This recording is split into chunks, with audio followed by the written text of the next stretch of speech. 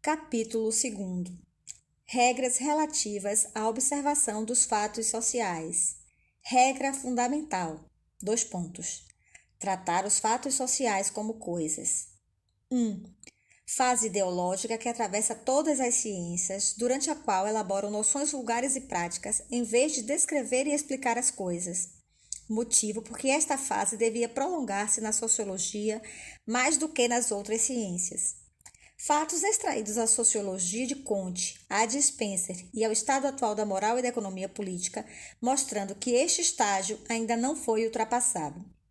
Razões para o ultrapassar. 2 pontos. Primeiro, os fatos sociais devem ser tratados como coisas, porque são os data imediatos da ciência, enquanto as ideias de que os fatos sociais são supostamente os desenvolvimentos não são diretamente dadas.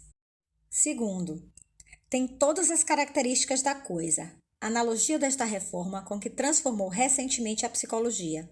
Razões para esperar no futuro um progresso rápido da sociologia. 2. Corolários imediatos da regra precedente.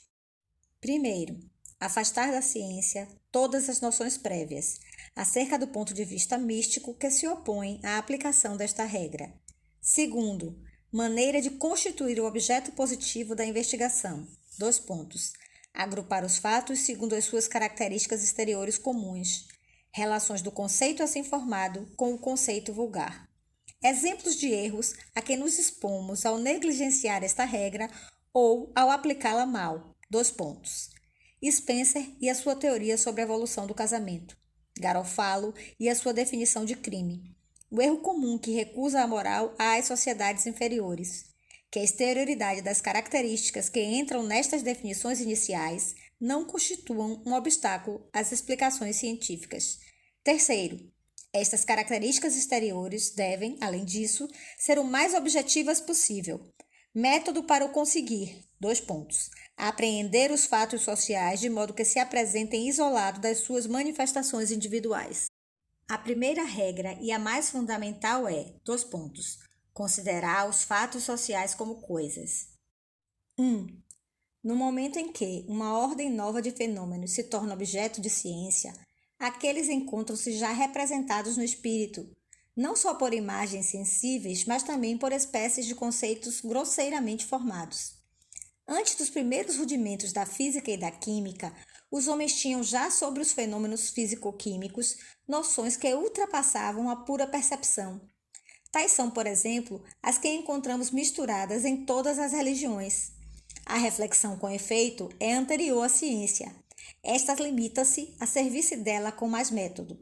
Não é possível o homem viver no meio das coisas sem fazer delas ideias, segundo as quais o seu comportamento é regulado. Porém, como essas noções estão mais próximas de nós e mais ao nosso alcance do que as realidades a que correspondem, tendemos naturalmente a substituí-las a estas últimas e a fazer delas a própria matéria das nossas especulações. Em vez de observar as coisas, de as descrever, de as comparar, nós contentamo-nos em tomar consciência das nossas ideias, em analisá-las, em combiná-las. Em vez de uma ciência de realidades, não fazemos senão uma mera análise ideológica. É óbvio que esta análise não é excludente de toda e qualquer observação. Podemos recorrer aos fatos para confirmar essas noções ou as conclusões que dela tiramos. Mas, nesse caso, os fatos não intervêm, senão secundariamente, a título de exemplos ou de provas confirmatórias. Não são o objeto da ciência. Esta vai das ideias para as coisas e não das coisas para as ideias. É óbvio que um método como este não poderia dar resultados objetivos. Estas noções ou conceitos, seja qual for o nome que lhes queiramos dar, não são substitutos legítimos das coisas. Produtos da experiência vulgar, eles têm, antes de tudo, como objetivo, pôr as nossas ações em harmonia com o mundo que nos rodeia. São formados pela prática e para ela. Ora, uma representação pode ser capaz de desempenhar de forma útil este papel, sendo, ao mesmo tempo, teoricamente falsa.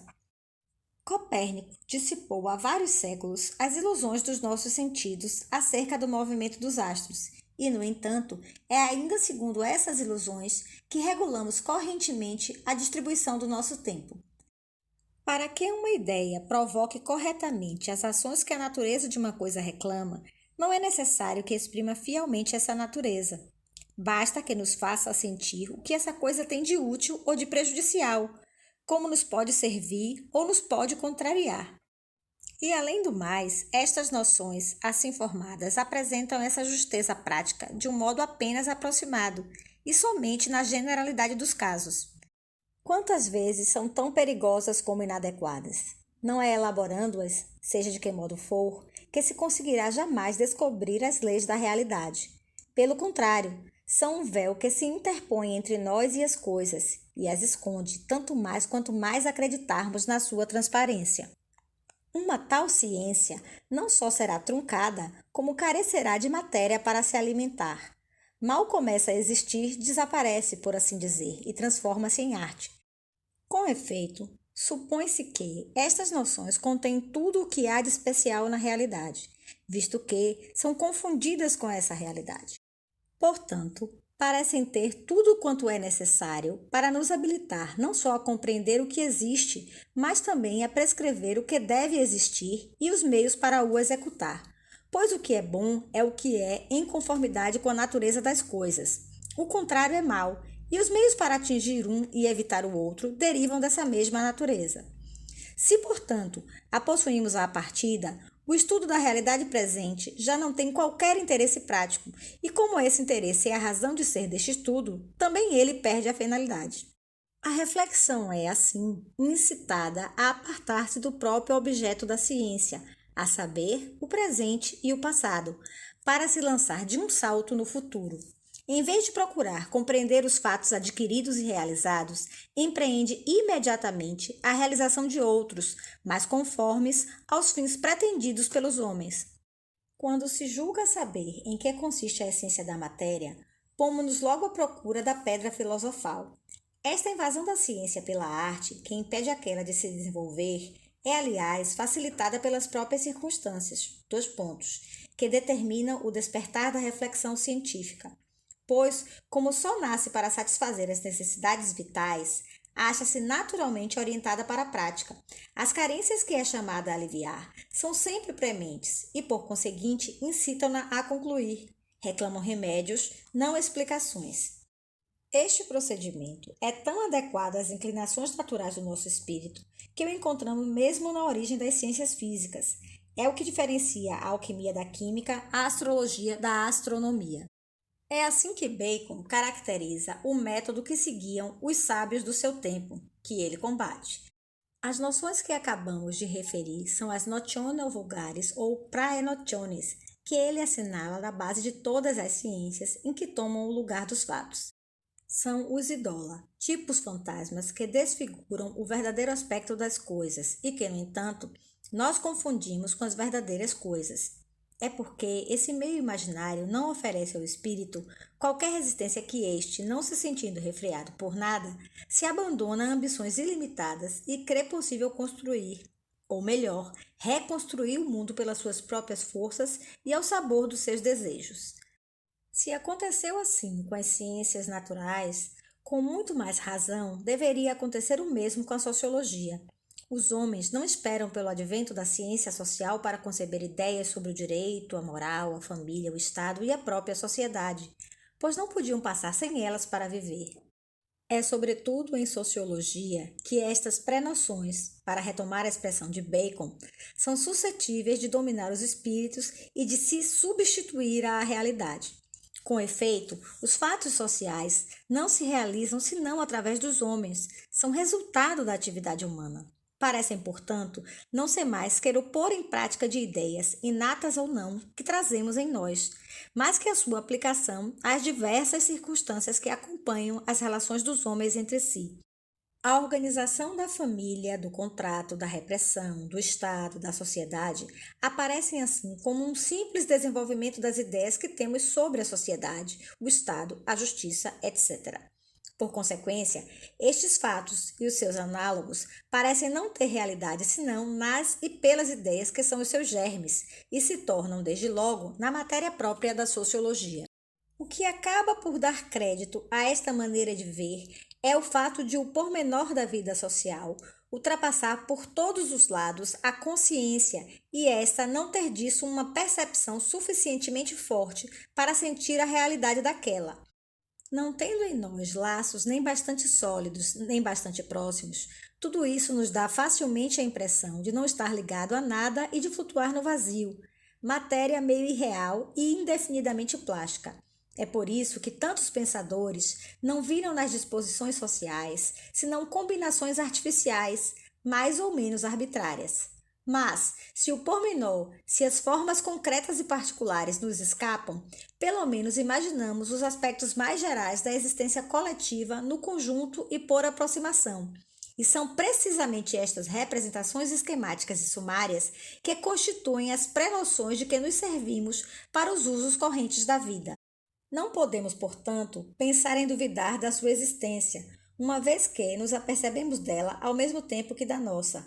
Elas não só estão em nós, como, por serem um produto de experiências repetidas, tiram da repetição e do hábito que dela resulta uma espécie de ascendente e de autoridade. Sentimos a sua resistência quando tentamos libertar-nos dela. Ora, não podemos deixar de encarar como real aquilo que se opõe a nós. Tudo contribui, portanto, para nos fazer ver aí a verdadeira realidade social. Por isso, atualmente, a sociologia tem tratado, mais ou menos exclusivamente, não de coisas, mas de conceitos.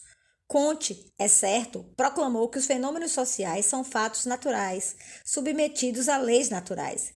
Reconheceu-lhes assim o caráter de coisas, visto que na natureza só há coisas.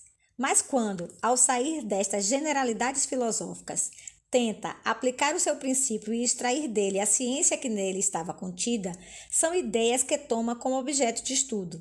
Com efeito, a matéria principal da sua sociologia é o progresso da humanidade no tempo. Parte da ideia de que há uma evolução contínua do gênero humano, a qual consiste numa realização sempre mais completa da natureza humana. E o problema que trata é o de encontrar a ordem desta evolução. Ora, supondo que esta evolução existe, a sua realidade só pode ser demonstrada uma vez constituída a ciência. Não se pode, portanto, fazer dela o próprio objeto da pesquisa, senão propondo-a como uma concepção do espírito e não como uma coisa. Com efeito, a prova de que se trata de uma representação subjetiva está no fato de esse progresso da humanidade não existir. O que existe, a única coisa que se pode observar, são sociedades particulares que nascem, se desenvolvem e morrem independentemente uma das outras. Ainda se as mais recentes continuassem as que as precederam, cada tipo superior poderia ser considerado como a simples repetição do tipo imediatamente inferior, com alguma coisas mais. Poder-se-ia colocá-los todos uns atrás dos outros, por assim dizer, confundindo os que se encontram no mesmo grau de desenvolvimento. E a série, assim formada, poderia ser encarada como representativa da humanidade. Porém, os fatos não se apresentam com essa extrema simplicidade. Um povo que substitui outro não é apenas um prolongamento deste último com alguns caracteres novos. É diferente, tem propriedades a mais e a menos, constitui uma individualidade nova, e todas estas individualidades distintas, sendo heterogêneas, não podem fundir-se numa mesma série contínua, nem sobretudo numa série única, pois a série das sociedades não pode ser representada por uma linha geométrica. Parece-se mais com uma árvore cujos ramos vão em sentidos divergentes. Em síntese, Comte tomou a noção que tinha do desenvolvimento histórico e que não difere muito da vulgar pelo próprio desenvolvimento. Vista de longe, com efeito, a história toma facilmente esta aparência séria e simples. Só se avistam indivíduos que se sucedem uns aos outros e caminham todos na mesma direção, porque têm uma mesma natureza. Como, aliás, não se concebe que a evolução social possa ser outra coisa senão o desenvolvimento de alguma ideia humana, parece perfeitamente natural, definida pela ideia que os homens dela têm. Ora, procedendo deste modo, não só se permanece na ideologia como se dá à sociologia como objeto, um conceito que não tem nada de propriamente sociológico. Spencer respeita o conceito, mas para o substituir por outro formado do mesmo modo. Faz das sociedades, não da humanidade, o objeto da ciência. mas dá logo das primeiras uma definição que apaga aquilo de que fala para pôr no seu lugar a pré-noção que disso tem. Afirma com efeito, como proposição evidente que, abre aspas, uma sociedade só existe quando a justaposição se junta à cooperação, fecha aspas, que só assim a união dos indivíduos se transforma numa sociedade propriamente dita. Depois, partindo do princípio de que a cooperação é a essência da vida social, distingue as sociedades em duas classes, segundo a natureza da cooperação que nelas domina. Diz ele que, abre aspas, há uma cooperação espontânea que se efetua sem premeditação quando se tenta atingir fins de caráter privado, e há também uma cooperação conscientemente instituída que supõe fins de interesse público nitidamente reconhecidos. Fecha aspas. Denomina as primeiras de sociedades industriais, as segundas de militares, e pode dizer-se que esta distinção é a ideia-mãe da sua sociologia. Porém, tal definição inicial enuncia como uma coisa aquilo que não é senão uma visão do espírito. Apresenta-se com efeito como a expressão de um fato imediatamente visível e que a simples observação pode comprovar, visto que é formulada desde o início da ciência como um axioma. E, no entanto, é impossível saber por uma simples inspeção se realmente a cooperação é toda a vida social. Tal afirmação não é cientificamente legítima, a menos que se tenha começado a examinar todas as manifestações da existência coletiva e demonstrado que todas elas são formas diversas da cooperação. É ainda, portanto, uma certa maneira de conceber a realidade social que se substitui a essa realidade. O que se define assim não é a sociedade, mas a ideia que dela faz Spencer. E se ele não sente qualquer escrúpulo em proceder deste modo, é porque, também para ele, a sociedade não é e não pode deixar de ser, senão a realização de uma ideia, a saber, desta mesma ideia de cooperação segundo a qual a define. Seria fácil mostrar que, em qualquer dos problemas particulares que trata, o seu método permanece o mesmo. Por isso, ainda que afete proceder empiricamente, como os fatos acumulados na sua sociologia são mais usados para ilustrar análises de noções que para descrever e explicar coisas, aqueles parecem estar figurando como argumentos.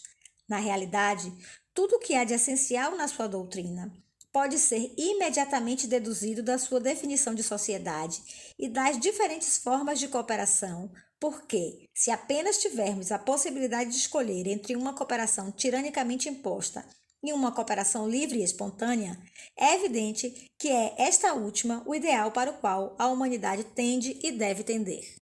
Não é apenas na base da ciência que se encontram estas noções vulgares. Encontramos-las a cada instante na trama dos raciocínios. No estado atual dos nossos conhecimentos, não sabemos com exatidão o que é o Estado, a soberania, a liberdade política, a democracia, o socialismo, o comunismo, etc. O método exigiria, pois, que evitássemos qualquer uso destes conceitos enquanto não estiverem cientificamente constituídos. Porém, as palavras que os exprimem aparecem constantemente nas discussões dos sociólogos. Empregam-se corretamente e com segurança, como se correspondessem a coisas bem conhecidas e definidas, quando não evocam em nós senão noções confusas, misturas indistintas de impressões vagas, de preconceitos e de paixões. Troçamos hoje em dia dos singulares raciocínios que os médicos da Idade Média construíam com as noções do quente, do frio, do úmido, do seco, etc. E não nos apercebemos de que continuamos a aplicar esse mesmo método à ordem de fenômenos que menos o admite, pela sua extrema complexidade. Nos ramos especiais da sociologia, este caráter ideológico é ainda mais acentuado. Nos ramos especiais da sociologia, este caráter ideológico é ainda mais acentuado. É, sobretudo, o caso da moral. Pode dizer-se, com efeito, que não há um único sistema em que ela não seja representada como o simples desenvolvimento de uma ideia inicial que a conteria em potência na sua totalidade. Esta ideia, uns acreditam que o homem a encontra já perfeitamente formada em si quando nasce. Outros, pelo contrário, que ela se forma mais ou menos lentamente no decurso da história. Mas, tanto para uns como para outros, para os empiristas como para os racionalistas, Esta ideia é tudo o que há de verdadeiramente real em moral. No que respeita ao pormenor das regras jurídicas e morais, elas não teriam, por assim dizer, existência por si próprias, e não seriam mais que essa noção fundamental aplicada às circunstâncias particulares da vida e diversificada segundo os casos. Por conseguinte, o objeto da moral não seria este sistema de preceitos sem retilidade, mas sim a ideia de que derivam e de que são apenas aplicações variadas. Por isso, todas as perguntas que de ordinário a ética se põem dizem respeito não a coisas, mas a ideias. Trata-se de saber em que consiste a ideia do direito, a ideia da moral, e não qual é a natureza da moral e do direito em si mesmos. Os moralistas não chegaram ainda a esta concepção muito simples de que, tal como a nossa representação das coisas sensíveis vem dessas mesmas coisas e as exprime mais ou menos exatamente, a nossa representação da moral vem do próprio espetáculo das regras que funcionam sob os nossos olhos e as representa esquematicamente, que, por consequência, a matéria da ciência é formada por estas regras e não pela visão sumária que delas temos, do mesmo modo que a física tem por objeto os corpos tal como existem e não a ideia que deles tem o vulgo. Daqui resulta que se toma por base da moral o que é apenas o seu cume, a saber, a maneira segundo a qual ela se prolonga nas consciências individuais e aí se repercute. E não é só nos problemas mais gerais da ciência que este método é seguido, mas também nas questões especiais. Das ideias essenciais que primeiramente estuda, o moralista passa às ideias secundárias de família, de pátria, de responsabilidade, de caridade, de justiça, mas é sempre a ideias que a sua reflexão se aplica. O mesmo se passa com a economia política. Esta tem por objeto, diz Stuart Mill, os fatos sociais que se produzem principalmente ou exclusivamente em vista da aquisição das riquezas.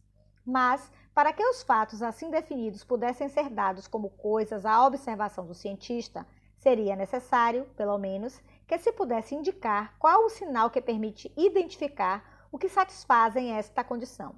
Ora, no início da ciência, não temos sequer o direito de afirmar que existem e muito menos podemos saber o que são. Em qualquer ordem de pesquisas, com efeito, é apenas quando a explicação dos fatos está suficientemente avançada que se pode assentar que tem um fim e qual é ele. Não há problema mais complexo, nem menos suscetível de ser resolvido logo de início. Nada, portanto, nos assegura de antemão que haja uma esfera de atividade social em que o desejo de riqueza desempenhe realmente este papel preponderante.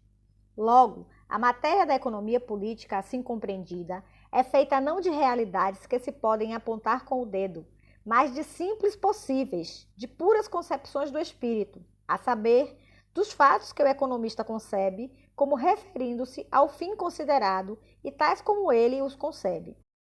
Decide, por exemplo, estudar aquilo a que chama produção.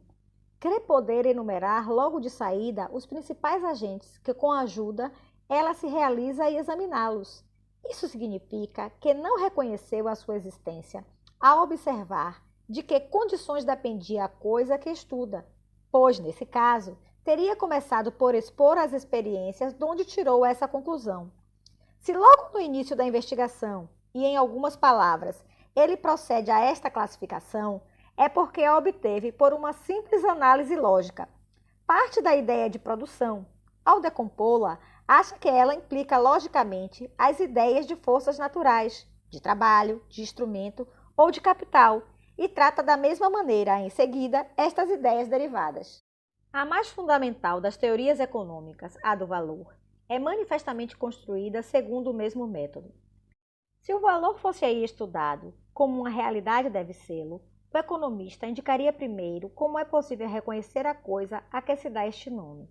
Depois, classificaria suas espécies, procuraria por induções metódicas em função de que causas elas variam, compararia, enfim, estes diversos resultados para deles tirar uma fórmula geral. A teoria só poderia surgir assim quando a ciência tivesse já sido levada bastante longe. Em vez disso, encontramos-la desde o começo. É que, para a formular, o economista contenta-se em concentrar-se em tomar consciência da ideia que tem do valor, quer dizer, de um objeto suscetível de ser trocado.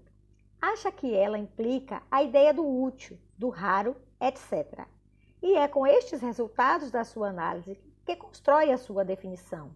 Ele confirma, sem dúvida, através de alguns exemplos. Mas quando se pensa nos incontáveis fatos de que uma tal teoria deve dar conta, como atribuir o menor valor demonstrativo que seja aos fatos necessariamente muito raros, que assim são citados ao acaso da sugestão? Por isso, em economia política como em moral, a parte da investigação científica é muito restrita, a da arte preponderante. Em moral, a parte teórica está reduzida a algumas discussões sobre a ideia do dever, do bem e do direito. Mesmo assim, estas especulações abstratas não constituem uma ciência para falar com justeza, uma vez que tem por objeto determinar não o que é, de fato, a regra suprema da moralidade, mas o que ela deve ser. Do mesmo modo, o que ocupa maior lugar nas investigações dos economistas é a questão de saber, por exemplo, se a sociedade deve ser organizada segundo as concepções dos individualistas ou segundo as dos socialistas, se é melhor que o Estado intervenha nas relações industriais e comerciais ou as abandone inteiramente à iniciativa privada, se o sistema monetário deve ser o monometalismo ou o bimetalismo, etc., etc. As leis propriamente ditas são aí pouco numerosas. Mesmo as que é costume chamar assim, não merecem geralmente tal qualificação. São apenas máximas de ação, preceitos práticos disfarçados. Veja-se, por exemplo, a famosa lei da oferta e da procura. Nunca foi estabelecida indutivamente como expressão da realidade econômica. Jamais foi instituída uma experiência, uma comparação metódica para estabelecer que, de fato, é segundo esta lei que se processam as relações econômicas. Tudo quanto se pôde fazer e tudo quanto se fez foi demonstrar dialeticamente que os indivíduos devem proceder assim para orientar bem os seus interesses. Toda e qualquer outra maneira de proceder lhe seria nociva e implicaria, da parte dos que a ela se prestassem, uma verdadeira aberração lógica. É lógico que as indústrias mais produtivas sejam as mais procuradas, que os detentores dos produtos mais procurados e mais raros os vendam pelo preço mais elevado. Mas esta necessidade muito lógica não se parece em nada com a necessidade que as verdadeiras leis da natureza apresentam. Estas exprimem as relações segundo as quais os fatos se encadeiam realmente, não o modo como seria bom que eles se encadeassem. O que dizemos desta lei, podemos repeti-lo de todas as que a escola econômica ortodoxa qualifica de naturais e que, aliás, são pouco mais que casos particulares da precedente. São naturais, se assim quisermos, no sentido em que enunciam os meios que é ou que pode parecer natural empregar para atingir o dado fim, mas não devem ser assim chamadas se, por lei natural, se entende toda a maneira de ser da natureza, indutivamente confirmada. Em suma, são meros conselhos de sabedoria prática e, se se pôde mais ou menos especiosamente apresentá-los como a própria expressão da realidade, foi porque, com razão ou sem ela, se acreditou poder supor que tais conselhos eram efetivamente seguidos pela generalidade dos homens e na generalidade dos casos. E, contudo, os fenômenos sociais são coisas e devem ser tratados como coisas. Para demonstrar esta proposição, não é necessário filosofar sobre a natureza nem discutir as analogias que apresentam com os fenômenos dos reinos inferiores. Basta verificar que eles são um único datum oferecido ao sociólogo. É coisa, com efeito, tudo o que é dão, tudo o que se oferece, ou antes, se impõe à observação. Tratar fenômenos como coisas é tratá-los na qualidade de data, que constituem o ponto de partida da ciência. Os fenômenos sociais apresentam incontestavelmente esta característica. O que nos é dado não é a ideia que os homens têm do valor, pois ela é inacessível. São os valores que se trocam realmente no decurso das relações econômicas. Não é uma ou outra concepção do ideal moral. É o conjunto das regras que determinam efetivamente o comportamento. Não é a ideia do útil ou da riqueza. É todo o pormenor da organização econômica. É possível que a vida social seja apenas o desenvolvimento de certas noções, mas, mesmo que assim aconteça, essas noções não são dadas imediatamente. Logo, não as podemos atingir diretamente, mas só mediante a realidade fenomenal que as exprime. Não sabemos a priori quais as ideias que estão na origem das diversas correntes entre as quais se divide a vida social, nem sequer se existem. Só depois de as ter seguido até as fontes, saberemos de onde provém. Devemos, portanto, considerar os fenômenos sociais em si mesmos, desligados dos sujeitos conscientes que deles têm representações. É preciso estudá-los de fora, como coisas exteriores, porque é deste modo que se nos apresentam. Se esta exterioridade não é senão aparente, a ilusão dissipar-se-á à medida que a ciência for avançando e ver-se-á, por assim dizer, o exterior entrar no interior. Mas a solução não pode ser pré-concebida, e mesmo que os fenômenos sociais não tenham todas as características intrínsecas da coisa, deveremos primeiramente tratá-los como se as tivessem. Esta regra aplica-se, pois, a toda a realidade social, e não há que admitir quaisquer exceções. Mesmo os fenômenos que mais pareçam consistir em arranjos artificiais devem ser considerados deste ponto de vista. O caráter convencional de uma prática ou de uma instituição nunca deve ser presumido. Se, aliás, nos for permitido invocar a nossa experiência pessoal, julgamos poder assegurar que, procedendo deste modo, teremos muitas vezes a satisfação de ver os fatos aparentemente mais arbitrários apresentarem, depois de uma observação mais atenta, características de constância e de regularidade, sintomas da sua objetividade. De resto, e de uma maneira geral, o que foi dito anteriormente sobre as características distintivas do fato social basta para nos tranquilizar acerca da natureza desta objetividade e para nos provar que ela não é ilusória. Com efeito, reconhece-se principalmente este sinal característico, não pode ser modificada por uma simples decisão da vontade. Não é que seja refratária a qualquer modificação, mas para que haja uma mudança, não basta querer, é preciso ainda um esforço mais ou menos laborioso, devido à resistência que nos opõe e que, aliás, nem sempre pode ser vencida. Ora, já vimos que os fatos sociais têm esta propriedade. Longe de serem um produto da nossa vontade, determinam-na do exterior. São como moldes nos quais temos a necessidade de vazar as nossas ações. Frequentemente, essa necessidade é tal que não podemos escapar-lhe, mas, mesmo quando conseguimos triunfar deles, a oposição que encontramos basta para nos advertir de que estamos em presença de algo que não depende de nós. Portanto, considerando os fenômenos sociais como coisas, não faremos mais que nos confrontar com a sua natureza. De forma decidida, a reforma que se trata de introduzir na sociologia é idêntica em tudo à que transformou a psicologia nestes últimos 30 anos. Do mesmo modo que Comte e Spencer declaram que os fatos sociais são fatos naturais sem, no entanto, os tratarem como coisas, também as diferentes escolas empiristas tinham, desde há muito, reconhecido o caráter natural dos fenômenos psicológicos, mesmo continuando a aplicar-lhes um método puramente ideológico. Com efeito, os empiristas, não menos que os seus adversários, procediam exclusivamente por introspecção. Ora, os fatos que só observamos em nós mesmos são demasiado raros, demasiado fugidios, demasiado maleáveis para poderem impor-se às noções correspondentes que o hábito fixou em nós e ditar-lhes a sua vontade. Quando, portanto, estas noções não são submetidas a uma outra verificação, nada lhes faz contrapeso. Por conseguinte, tomam o lugar dos fatos e constituem a matéria da ciência. Por isso, nem Luc nem Condillac consideraram os fenômenos psíquicos objetivamente. Não estudam a sensação, mas sim uma certa ideia de sensação.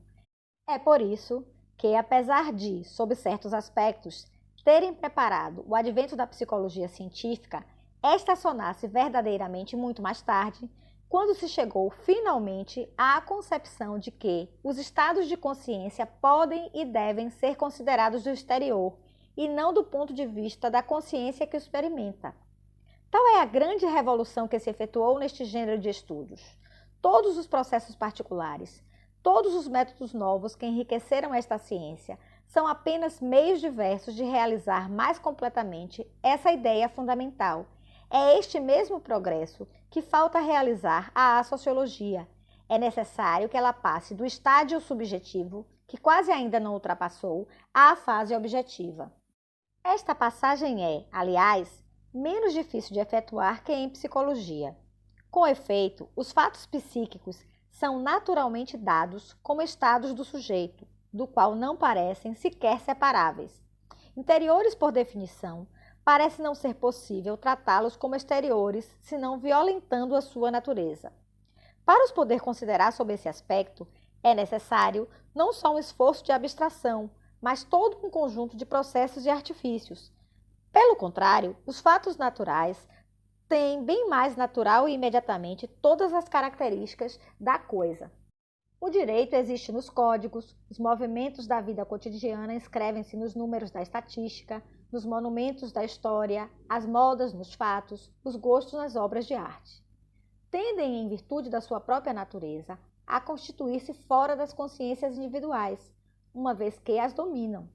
Para os ver sob o seu aspecto de coisas, não é, portanto, necessário torturá-los engenhosamente.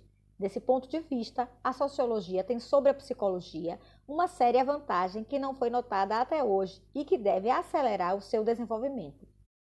Os fatos são, talvez, mais difíceis de interpretar, porque são mais complexos, porém mais fáceis de atingir.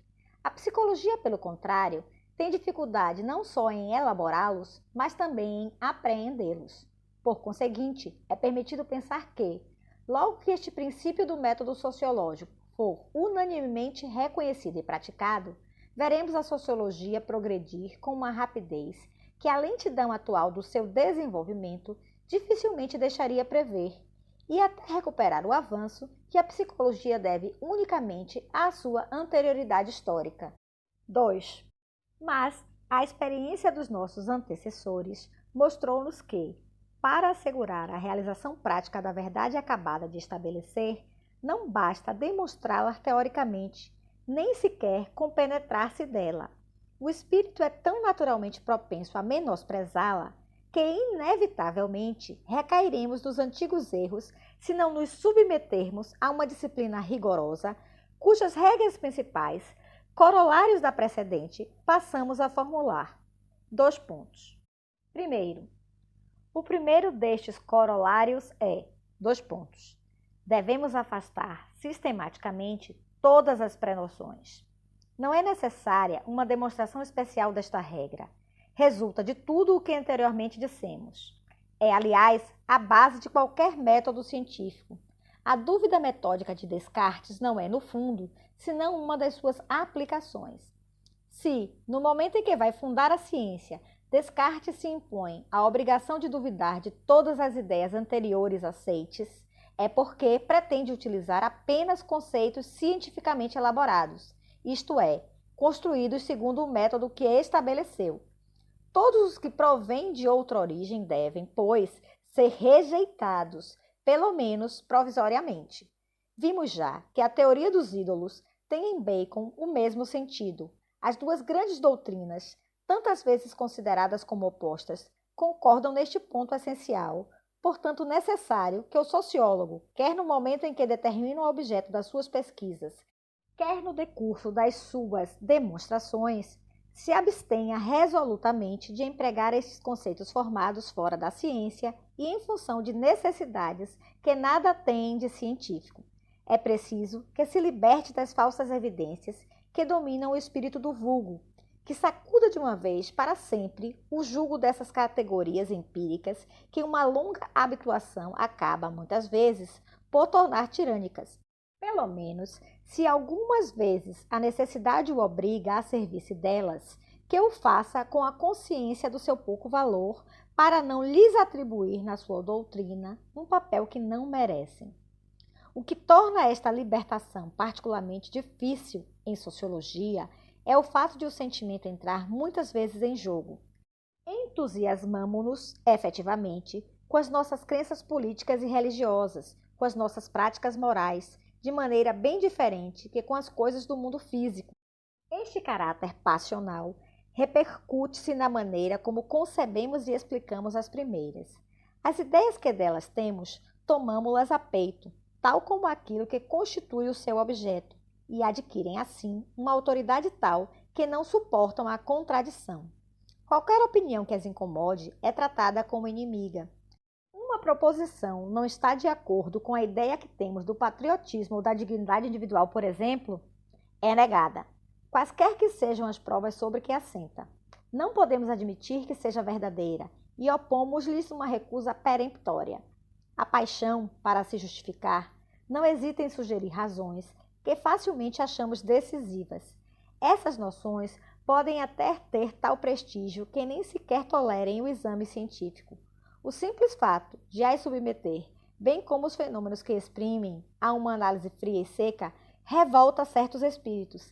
Quem quer que se decida a estudar a moral do exterior e como uma realidade exterior, parece a esses escrupulosos destituídos de senso moral. Tal como o viviseccionista parece ao vulgo destituído da sensibilidade comum. Longe de admitir que esses sentimentos não são do âmbito da ciência, é a eles que julgam dever recorrer para fazer a ciência das coisas a que dizem respeito.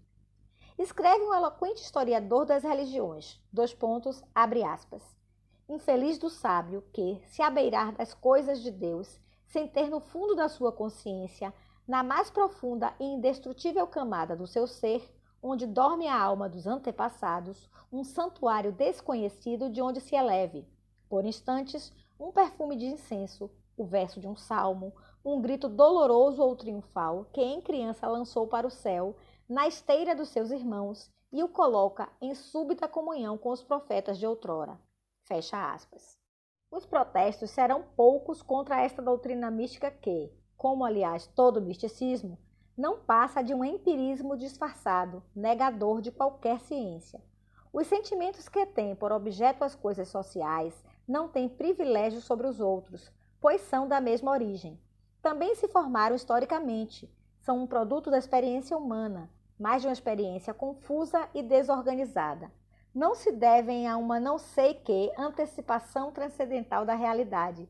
Antes são a resultante de toda a gama de impressões e de emoções desordenadamente acumuladas ao sabor das circunstâncias, sem interpretação metódica. Longe de nos trazerem luzes superiores às luzes racionais, são feitos exclusivamente de estados fortes, é certo, mas perturbados. Conceder-lhes tal preponderância é dar às faculdades inferiores da inteligência a supremacia sobre as mais elevadas, é condenar-se a uma logomaquia mais ou menos oratória. Uma ciência assim feita só pode satisfazer os espíritos que preferem pensar com a sensibilidade a pensar com o entendimento, que preferem as sínteses imediatas e confusas da sensação às análises pacientes e luminosas da razão.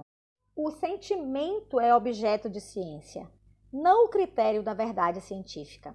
De resto, não há ciência que, nos seus primórdios, não tenha encontrado resistências análogas. Tempo houve em que os sentimentos relativos às coisas do mundo físico, elas próprias dotadas de um caráter religioso ou moral, se opunham com não menor força ao estabelecimento das ciências físicas. Podemos, portanto, acreditar que, banido de ciência em ciência, este preconceito acabará por desaparecer da própria sociologia, seu último refúgio para deixar o terreno livre ao cientista. Segundo, mas a regra precedente é totalmente negativa. Ensina o sociólogo a escapar ao império das noções vulgares e a voltar a sua atenção para os fatos, mas não diz como se deve apoderar destes últimos para deles fazer um estudo objetivo. Qualquer investigação científica incide sobre um grupo determinado de fenômenos que correspondem a uma mesma definição.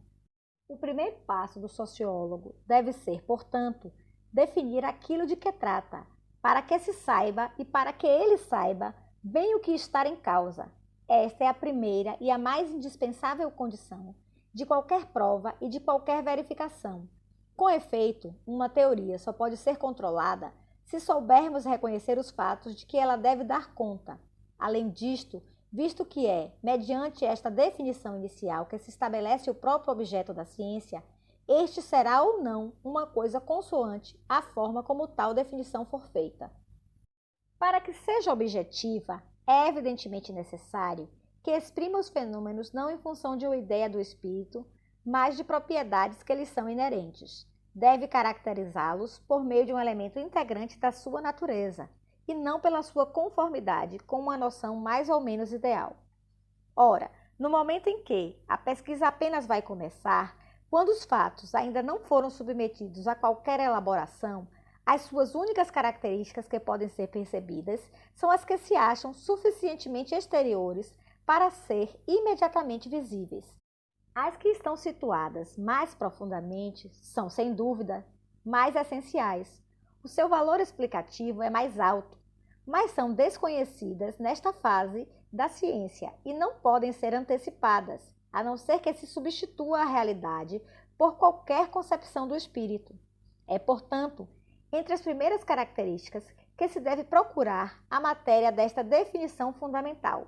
Por outro lado, é evidente que esta definição deverá compreender, sem exceção ou distinção, todos os fenômenos que igualmente apresentem essas mesmas características, porquanto não temos nenhuma razão nem nenhum meio de escolher entre elas.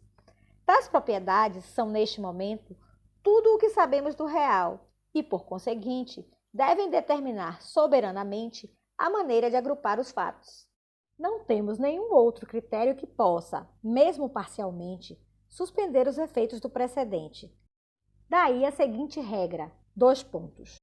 Nunca tomar como objeto de investigação senão um grupo de fenômenos previamente definidos por certas características exteriores que lhes sejam comuns e incluir na mesma investigação todos os que correspondam a esta definição. Por exemplo, verificamos a existência de um certo número de atos que apresentam todos esta característica exterior de, uma vez executados, determinar parte da sociedade essa reação particular, a que se chama pena. Formamos com eles um grupo sui generis a quem impomos uma rubrica comum. Chamamos crime a qualquer ato punido e fazemos do crime assim definido o objeto de uma ciência especial, a criminologia. Do mesmo modo, observamos, no seio de todas as sociedades conhecidas, a existência de uma sociedade parcial, reconhecível pela característica externa de ser composta de indivíduos, na sua maioria consanguíneos, e unidos entre si por laços jurídicos. Com os fatos que lhes dizem respeito, formamos um grupo particular, a que damos um nome particular. São os fenômenos da vida familiar. Chamamos família a qualquer agregado deste tipo e fazemos da família assim definida o objeto de uma investigação especial que ainda não recebeu uma denominação específica na terminologia sociológica.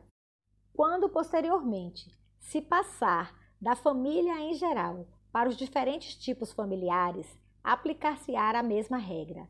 Quando iniciarmos, por exemplo, o estudo do clã, da família patriarcal ou da família matriarcal, começar-se-á por defini-los segundo o mesmo método. O objeto de cada problema, quer seja geral ou particular, deve ser estabelecido segundo o mesmo princípio. Por este procedimento, o sociólogo, desde o primeiro passo, fica imediatamente com os pés ligados à realidade. Com efeito, a maneira como os fatos são assim classificados não depende dele, do pendor particular do seu espírito, mas da natureza das coisas. O sinal que os faz alinhar nesta ou naquela categoria pode ser mostrado a todas as pessoas, reconhecido por todos, e as afirmações de qualquer observador podem ser controladas pelos outros. É certo que a noção assim constituída nem sempre concorda, ou mesmo geralmente não concorda com a noção comum. Por exemplo, é evidente que para o senso comum, os casos de livre pensamento ou as faltas de etiqueta, tão regulares e severamente punidos numa multidão de sociedades, não são olhados como crimes mesmo relativamente a essas sociedades. Do mesmo modo, um clã não é uma família na acepção usual da palavra. Mas não importa, pois não se trata simplesmente de descobrir um meio que nos permita encontrar com suficiente segurança os fatos a que se aplicam as palavras da língua corrente e as ideias que elas traduzem. O que é preciso é constituir conceitos integralmente novos, apropriados às necessidades da ciência e expressos por meio de uma terminologia especial. Não é o caso, sem dúvida, que o conceito vulgar seja inútil ao cientista. Ele serve de indicador. Por ele, somos informados de que existe algures um conjunto de fenômenos reunidos sob a mesma designação e que, por conseguinte, devem provavelmente ter características comuns. E como nunca existe sem ter tido um contato qualquer com os fenômenos, indica-nos às vezes, embora genericamente, em que direção os fenômenos devem ser procurados. Mas, como é formado grosseiramente, é muito natural que não coincida exatamente com o conceito científico criado por sua causa. Ainda que seja evidente e importante, esta regra quase nunca é observada em sociologia, precisamente porque se ocupa de coisas a que nos referimos incessantemente, como a família, a propriedade, o crime, etc. Parece, na maioria das vezes, inútil ao sociólogo fornecer delas uma definição prévia e rigorosa. Estamos de tal modo habituados a servir-nos dessas palavras, que se repetem a todo o instante no decurso das conversas, que parece inútil precisar o sentido em que as tomamos. Atribuímos-lhes simplesmente a noção comum. Ora, esta é frequentemente ambígua, e tal ambiguidade faz que se reúna sob o mesmo nome e numa mesma explicação coisas efetivamente muito diferentes. Daqui resultam inextricáveis confusões. Existem, por exemplo, duas espécies de uniões monogâmicas, umas de fato e outras de direito. Nas primeiras, o marido tem apenas uma mulher, ainda que juridicamente possa ter várias. Nas segundas, é-lhe legalmente proibido ser polígamo. A monogamia, de fato, se encontra em várias espécies animais e em certas sociedades inferiores, não no estado esporádico, mas com a mesma generalidade que teria se fosse imposta pela lei. Quando a calúnia se encontra dispersa por uma vasta superfície, a trama social é muito frouxa e, por conseguinte, os indivíduos vivem isolados das outras. Logo, cada homem procura naturalmente arranjar uma mulher, e só uma, porque, nesse estado de isolamento, é-lhe difícil ter várias. A monogamia obrigatória, pelo contrário, só se observa nas sociedades mais elevadas. Estas duas espécies de sociedades conjugais têm, portanto, um significado muito diferente e, no entanto, a mesma palavra serve para as designar, pois diz-se, correntemente, de certos animais que são monogâmicos, ainda que não haja entre eles nada que se pareça com uma obrigação jurídica. Ora, Spencer, ao iniciar o estudo do casamento, emprega a palavra monogamia sem a definir, com o seu sentido usual e equívoco. Daí resulta que a evolução do casamento lhe parece apresentar uma incompreensível anomalia, uma vez que julga observar a forma superior da união sexual logo nas primeiras fases do desenvolvimento histórico, enquanto mais parece desaparecer no período intermédio para reaparecer em seguida. Conclui daqui que não há relação regular entre o progresso social em geral e o avanço progressivo para um tipo perfeito de vida familiar. Uma definição oportuna teria evitado este erro. Em outros casos, toma-se o cuidado de definir o objeto sobre o qual vai incidir a investigação, mas, em vez de incluir e agrupar na definição, sob a mesma rubrica, todos os fenômenos com as mesmas propriedades exteriores, procede-se a uma seleção. Escolhem-se alguns, uma espécie de escol, que se olham como os únicos que têm direito a tais características. Quanto aos outros, considera-se que usurparam esses sinais características e não são tidos em conta. Mas é fácil prever que, deste modo, só pode conseguir-se uma noção subjetiva e truncada. Tal eliminação, com efeito, só pode ser feita mediante uma ideia pré-concebida, pois, no início da ciência, nenhuma investigação pode ainda estabelecer a realidade dessa usurpação, mesmo supondo-a possível. Os fenômenos escolhidos só podem ter sido preferidos por ser, mais que os outros, conformes à concepção ideal que se tinha dessa espécie de realidade.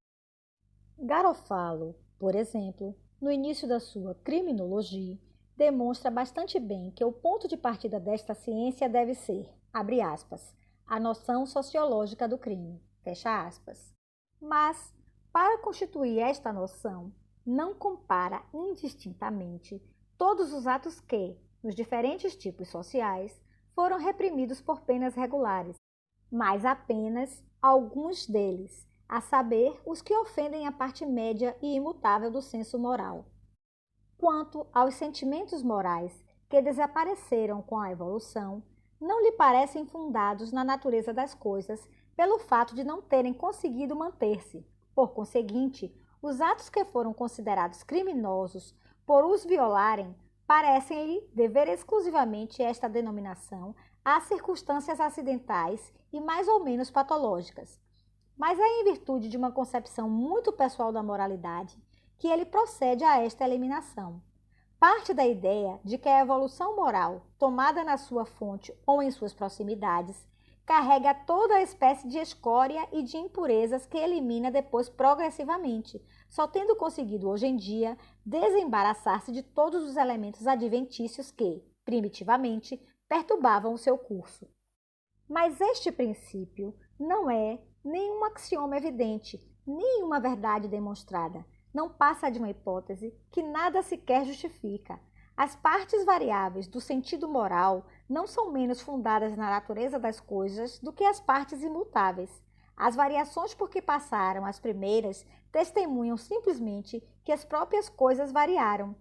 Em zoologia, as formas especiais das espécies inferiores não são encaradas como menos naturais do que as que se repetem em todos os graus da escala animal. Do mesmo modo, os atos taxados como crimes pelas sociedades primitivas e que perderam essa qualificação são realmente criminosos em relação a essas sociedades, exatamente como os que continuamos a reprimir hoje em dia. Os primeiros correspondem às condições em transformação da vida social, os segundos às condições constantes, mas não são mais artificiais uns que outros. Mas há ainda mais, 2 pontos. Mesmo que esses atos tivessem revestido indevidamente o caráter criminológico, ainda assim não deveriam ser separados radicalmente dos outros, pois as formas mórbidas de um fenômeno têm a mesma natureza das formas normais e, por conseguinte, tanto é necessário observar as primeiras como as segundas para determinar essa natureza. A doença não se opõe à saúde, são 2 variantes do mesmo gênero que se esclarecem mutuamente.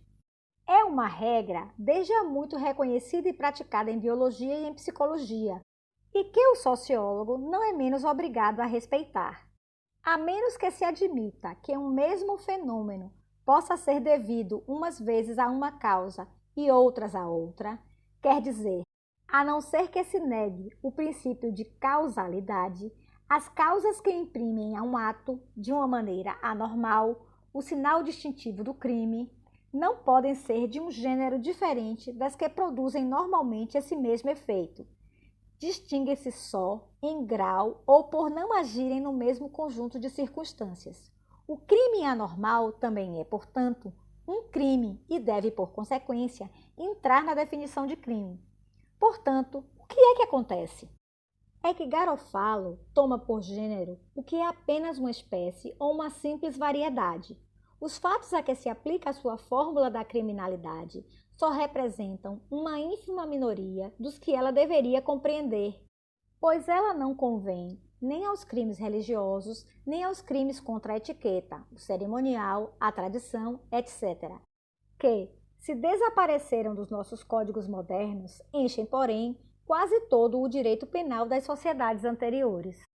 É essa mesma falta de método que permite a certos observadores recusarem aos selvagens toda e qualquer espécie de moralidade. Partem da ideia de que a nossa moral é a moral. Ora, é evidente que ela é desconhecida dos povos primitivos ou que só existe neles em estado rudimentar. Mas esta definição é arbitrária. Apliquemos a nossa regra e tudo se modifica. Para decidir se um preceito é moral ou não, devemos examinar se apresenta ou não a marca exterior da moralidade. Ela consiste numa sanção repressiva difusa, quer dizer, numa censura de opinião pública que vinga todas as violações do preceito. Sempre que estamos em presença de um fato que apresenta esta característica, não temos o direito de lhe negar a qualificação de moral, porque ela prova que o fato é da mesma natureza dos outros fatos morais. Ora, estas regras não só se encontram nas sociedades inferiores, como são até aí mais numerosas do que nas civilizadas. Uma multidão de atos que, atualmente, são abandonados à livre apreciação dos indivíduos, eram então impostos obrigatoriamente. Vemos, assim, os erros a que somos levados quando damos mais definições ou não as damos. Porém, dirão, definir os fenômenos pelas suas características aparentes não será atribuir às qualidades superficiais uma espécie de preponderância sobre os atributos fundamentais? Não será, por uma verdadeira subversão da ordem lógica, fazer repousar as coisas sobre os seus cumes e não sobre as suas bases?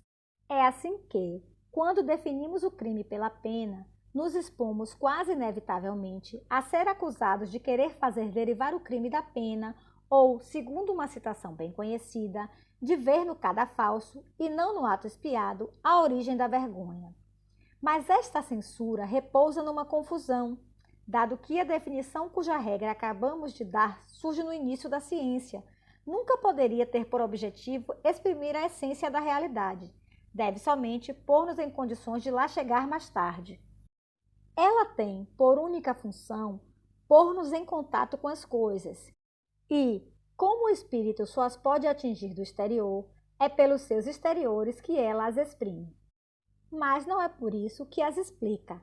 Fornece apenas o primeiro ponto de apoio necessário às nossas explicações. Não é, de certo, a pena que faz o crime, mas é através dela que o crime se nos revela exteriormente, e é dela que teremos de partir se quisermos chegar a compreendê-lo. A objeção só seria fundada se estas características exteriores fossem ao mesmo tempo acidentais, quer dizer, se não estivessem ligadas às propriedades fundamentais.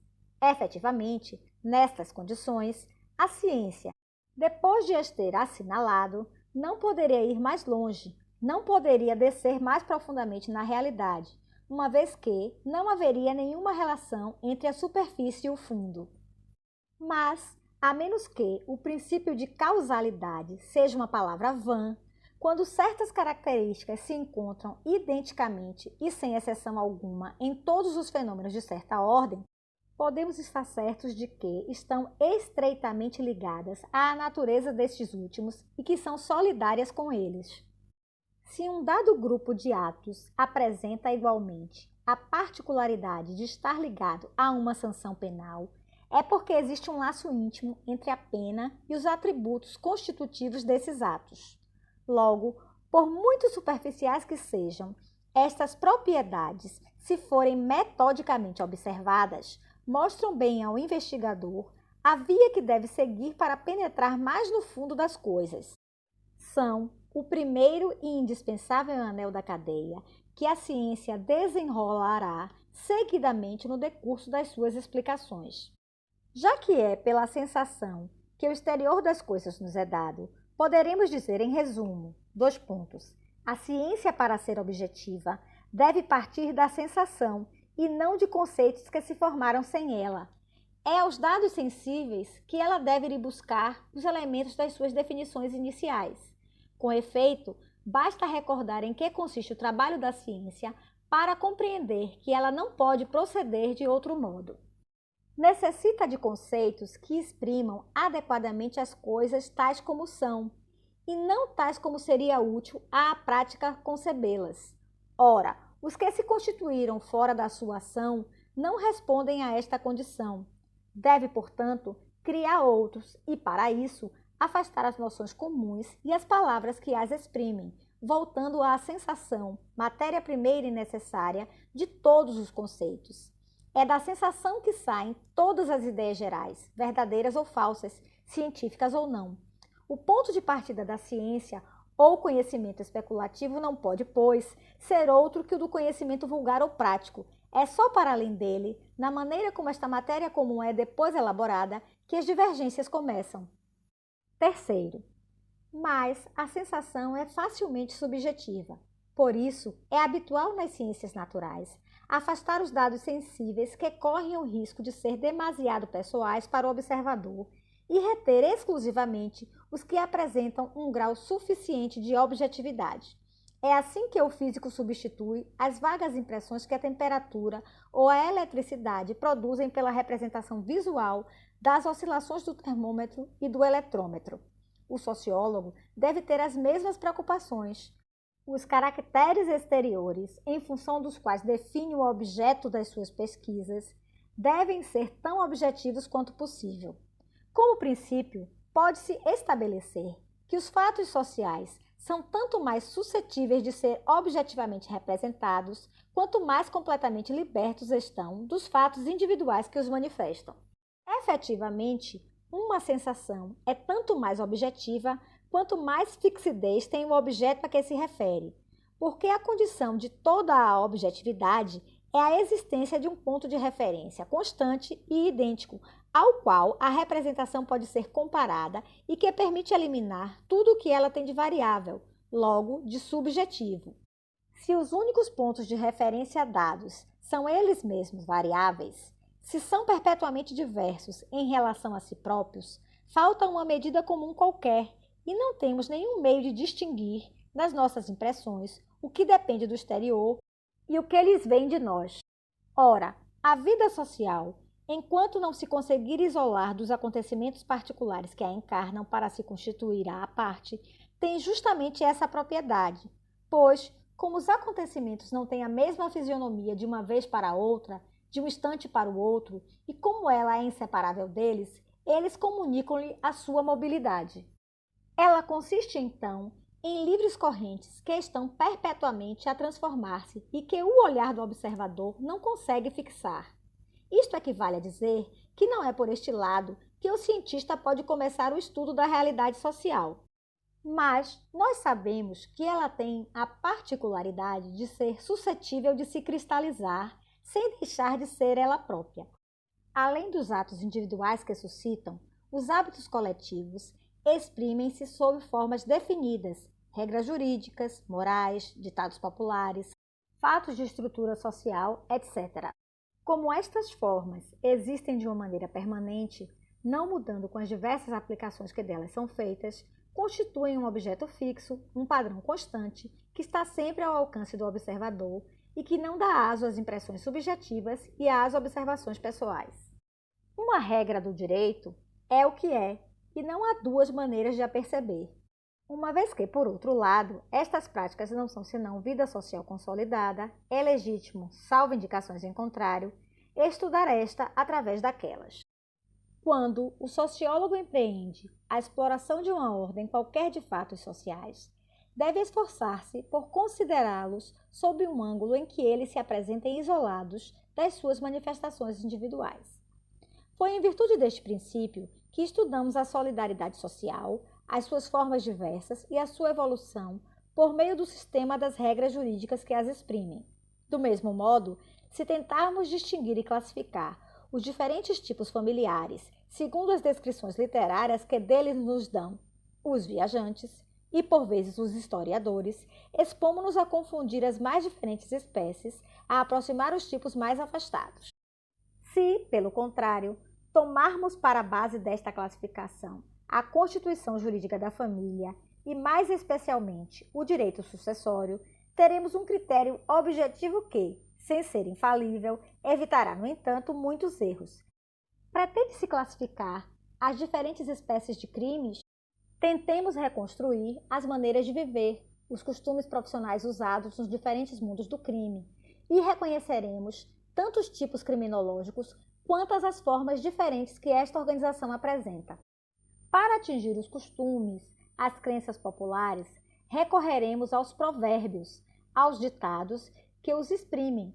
Sem dúvida, ao proceder assim, deixamos provisoriamente fora da ciência a matéria concreta da vida coletiva e, contudo, por mais mudável que ela seja, não temos o direito de a priori postular a sua ininteligibilidade. Mas, se queremos seguir uma via metódica, é preciso estabelecer as primeiras bases da ciência sobre um terreno firme e não sobre areias movediças. Temos de abordar o reino social pelos aspectos em que ele se oferece mais facilmente à investigação científica. Só depois poderemos levar mais longe a pesquisa e, por aproximações progressivas, cercar pouco a pouco essa realidade fugidia que o espírito humano talvez nunca possa apreender completamente.